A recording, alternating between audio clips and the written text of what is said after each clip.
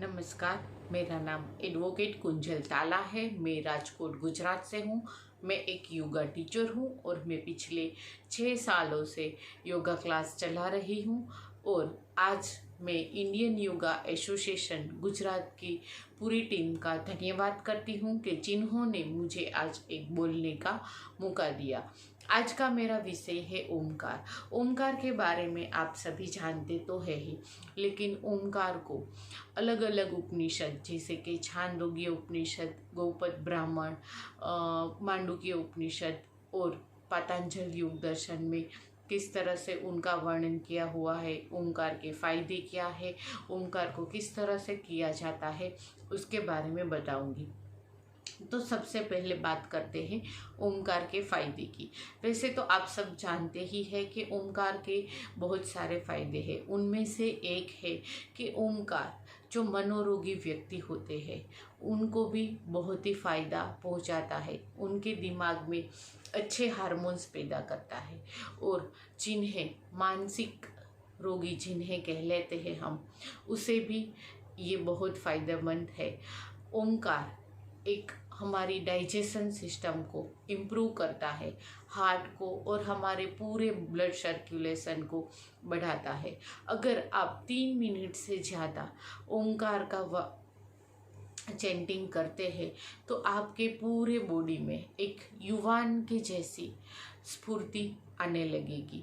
तो ओमकार हमारे शारीरिक लेवल बल्कि मानसिक और आध्यात्मिक तीनों लेवल को फ़ायदा पहुंचाता है। तो आज सबसे पहले छांदोग्य उपनिषद में ओमकार के वर्णन के बारे में जानते हैं। छांदोग्य उपनिषद एक ऐसा उपनिषद है जिनमें उद्गीत, आपने ओमकार का नाम सुना होगा, जिन्हें हम उद्गीत भी कहते हैं, उनका वर्णन किया हुआ है। उनमें ओमकार को जैसे पृथ्वी की उत्पत्ति से लेकर उद्गीत तक का कैसे हुआ है वर्णन, वो बतलाया हुआ है कि पृथ्वी से जल उत्पन्न हुआ, जल से औषधि उत्पन्न हुई, औषधि से हमारा शरीर बना, हमारे शरीर यानी कि पुरुष के शरीर में भाषण यानी कि वाणी, वाणी यानी कि संगीत, संगीत यानी कि साम, साम का उत्पन्न हुई। साम को हम उद्गीत कहते हैं और वही है ओमकार प्राणायाम। तो ये छांदोग्य उपनिषद का था। अब मांडुक्य उपनिषद के हिसाब से, मांडुक्य उपनिषद सबसे छोटा उपनिषद है। उनमें 12 श्लोक है और आदि शंकराचार्य जी ने कहा है कि अगर आप कोई भी ग्रंथ या कोई भी उपनिषद ना पढ़ना चाहो तो सिर्फ सबसे छोटा उपनिषद मांडुक्य उपनिषद पढ़ लीजिए। उसमें आपको उस परमात्मा के परब्रह्म के बारे में सब कुछ पता चल जाएगा। तो मांडुक्य उपनिषद के हिसाब से आत्मा की 4 अवस्थाएं हैं। आत्मा यानी कि चेतना, चेतना की 4 अवस्थाएं कौन कौन सी है? जागृत, स्वप्न, सुषुप्त। और चौथी जो अवस्था होती है तुरिया अवस्था, वो योगियों की अवस्था होती है। तो ओमकार को जागृत, स्वप्न और सुषुप्त, ये तीनों अवस्थाओं के साथ कंपैरिजन किया गया है। तो हम कहते हैं कि यानी कि जागृत अवस्था, जागृत अवस्था जो हमें बाहर की दुनिया से जुड़े रखती है। जागृत अवस्था को आत्मा की प्रथम अवस्था यानी कि परब्रह्म की अवस्था कहा गया है। जागृत अवस्था में हमें बाहरी जगत के साथ कनेक्टेड रहते हैं और बाहरी जगत के ख्याल ज़्यादा होते हैं। तो जब हम का साउंड करते हैं तो उन्हें जोर से चेंट करते हैं। और दूसरी अवस्था स्वप्न अवस्था, स्वप्न अवस्था ऐसी अवस्था है जो बाहर की दुनिया से हमें धीरे धीरे स्वप्न की ओर, अंदर की ओर ले जाती है। वो है ऊ की अवस्था। जब हम ऊ के साउंड करते हैं तो हमारे थोरेसिक ब्रीथिंग से लेकर चेस्ट तक वाइब्रेशन उत्पन्न होते हैं। वो हमारी स्वप्न अवस्था होती है, जिनमें हम बाहर की दुनिया से अंदर की ओर जाते हैं। और तीसरी अवस्था आत्मा की होती है सुषुप्त अवस्था यानी कि म की अवस्था। जब हम म का साउंड करते हैं तो हल्के हल्के गुनगुनाते हैं।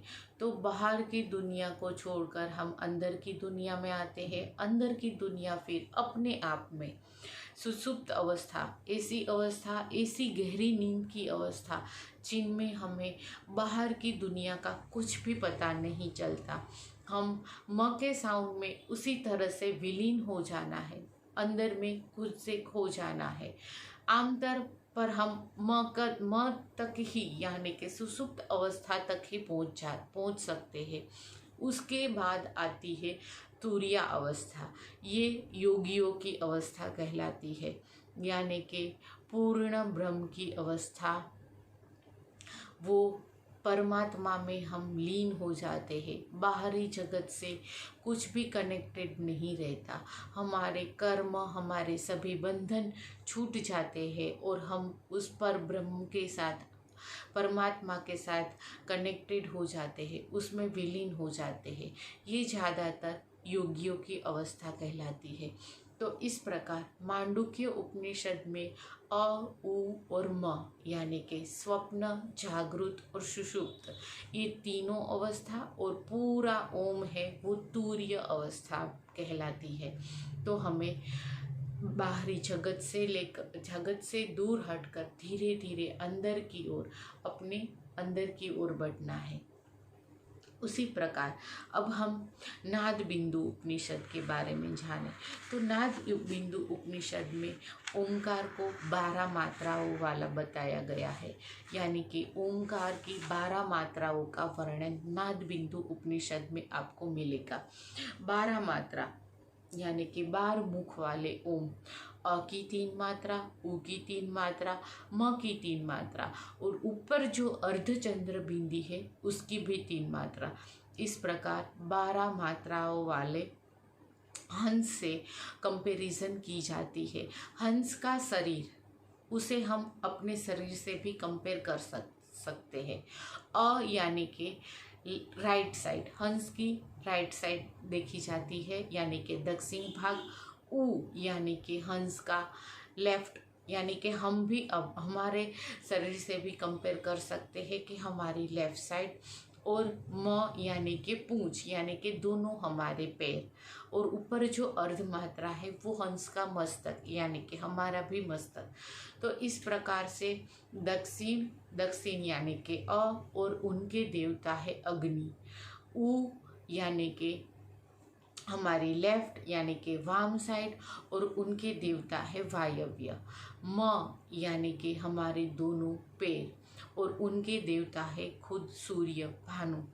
और अर्धचंद्र यानी कि हमारा मस्तक, यानी कि वारुणी देव, वारुणी मात्रा। ये वारुणी देव बहुत ही मायने रखते हैं नाद बिंदु उपनिषद में।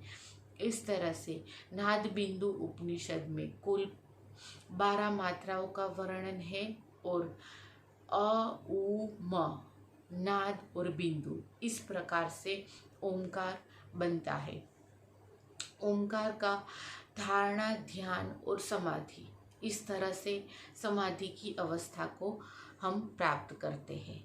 उसी प्रकार से अगर हम दूसरी ओर जाए पातंजल योग दर्शन में, पातंजल योग दर्शन में कहा है कि तस्य वाचक प्रणव, यानी कि उस ओमकार, यानी कि वो भगवान का स्वरूप क्या है।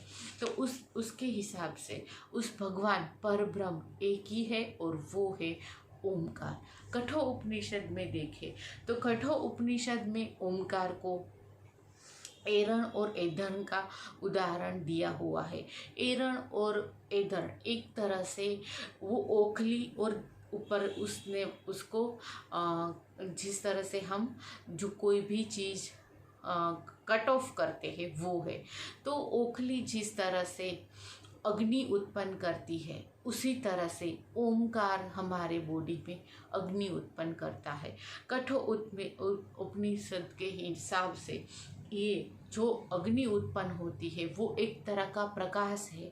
वो हमारे अंदर एक तरह से प्रकाश उत्पन्न होता है जब हम एक समाधि की अवस्था में पहुंचते हैं। तो उसी प्रकार से अलग अलग उपनिषदों में अलग अलग ओमकार का वर्णन मिलता है। अब जानते हैं कि ऋग्वेद में भी ओमकार का वर्णन मिलता है। छांदोग्य उपनिषद, मांडुक्य उपनिषद, गोपद ब्राह्मण, कठोपनिषद के बारे में तो सुना हमने कि ओमकार का वर्णन मिलता है। अब वेद पुराणों सभी जगह पर ओमकार का वर्णन मिलता है।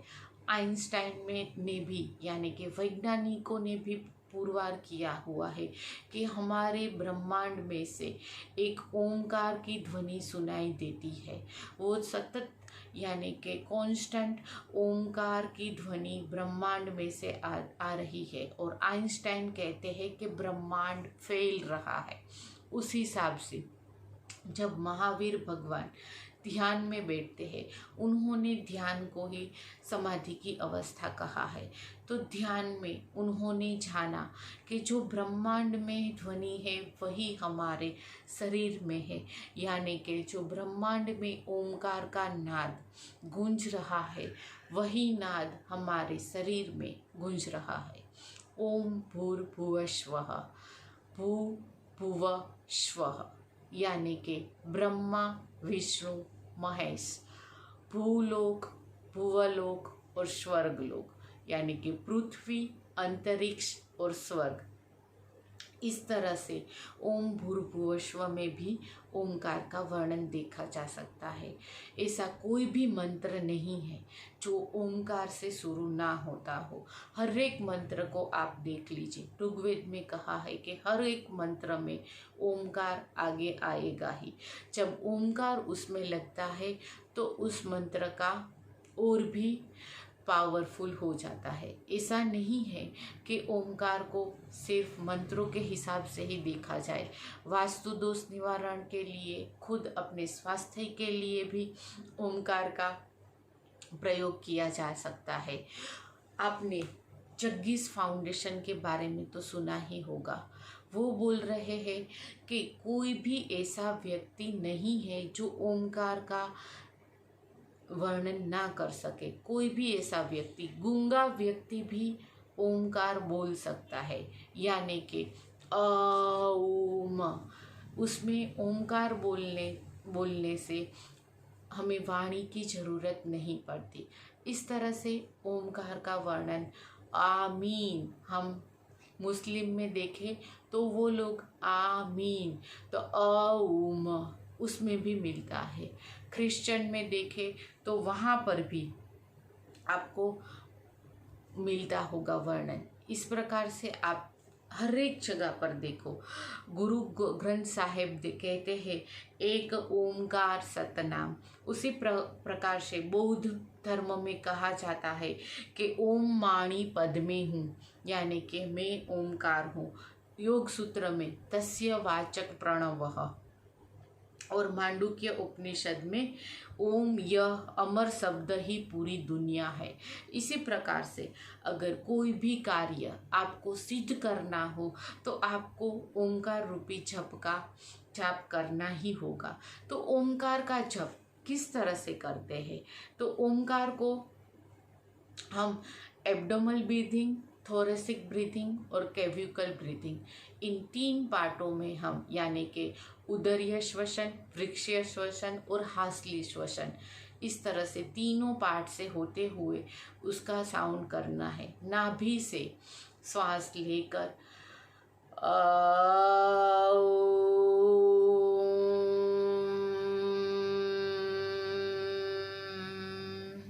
इस तरह से पूरे बॉडी में हमें ओमकार का वाइब्रेशन आना चाहिए।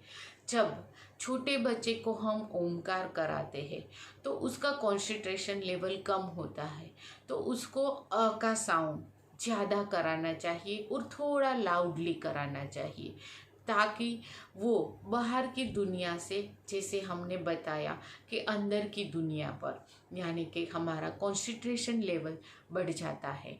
उसी प्रकार से आपने साउंड थेरेपी के बारे में सुना होगा, हीलिंग के बारे में सुना होगा।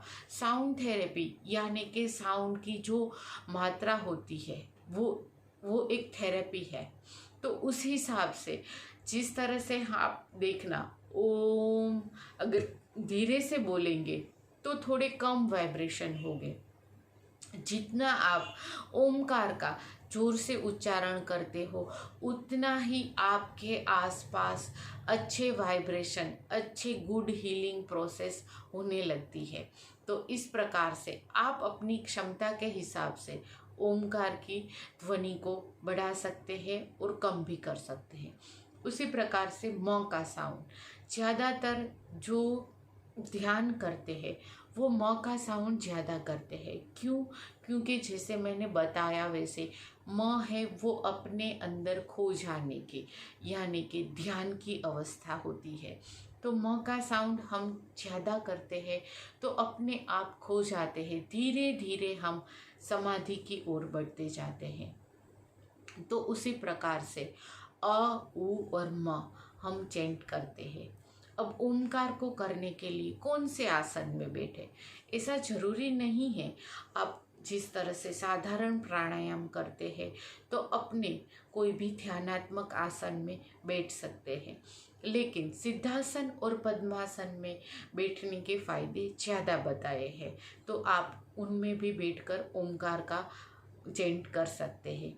और ओमकार के चेंटिंग के लिए उत्तर दिशा और पूर्व की दिशा ये दोनों ज़्यादा मायने रखती है कि जब भी आप ओमकार का चेंटिंग करें, या ऐसा नहीं कि आप सिर्फ ओमकार का चेंटिंग करें, कोई भी प्राणायाम या योग करते समय उत्तर और पूर्व दिशा, ईस्ट और नॉर्थ, इन्हें ज़्यादा महत्व दिया गया है।